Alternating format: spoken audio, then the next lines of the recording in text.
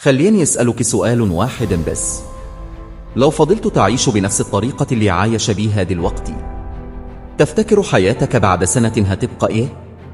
نفس التعب، نفس الأعذار، ولا ندم جديد على وقت ضاع ومش هيرجع؟ خلي السؤال ده في دماغك وما تجاوبش دلوقتي. أغلب الناس فأكرة إن المشكلة في قلة الفرص، في الحظ، في الظروف، في الناس. بس الحقيقة مختلفة وموجعة شوي. المشكلة مش إنك مش عارف تعمل إيه، المشكلة إنك عارف ومش بتمنمل.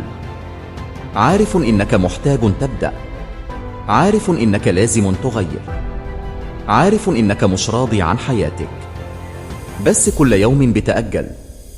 أخطر كذبة الإنسان بيقولها لنفسه هي: لسهم بدري، لسه بدري أبدأ، لسهم بدري أتعب، لسه بدري آخذ الموضوع بجد ومن غير ما تحس.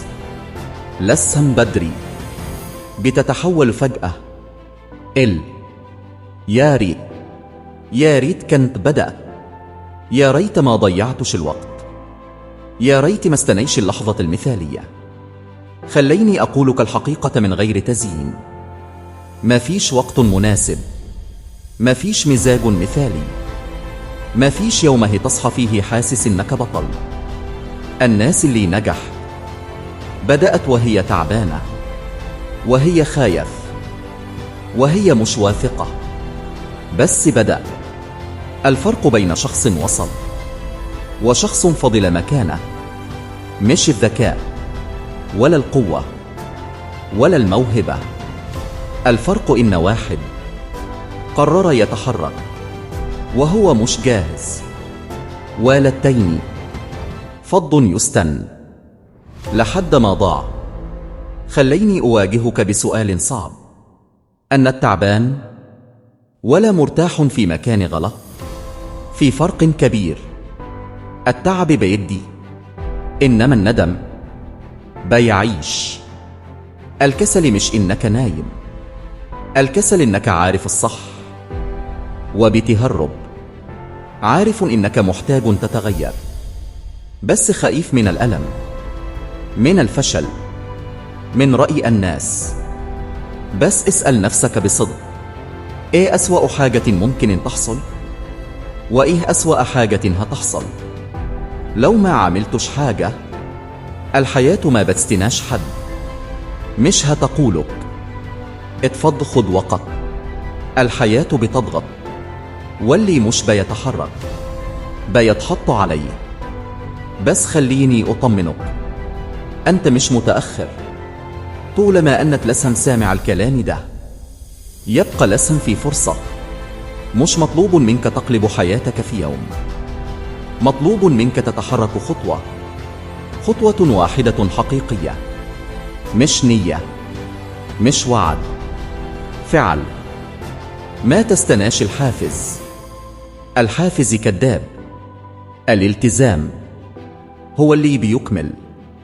لما الحافز يختفي؟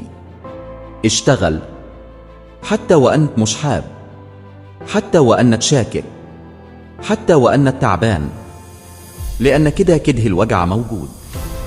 اختار وجع يبنيك، مش وجع يكسرك.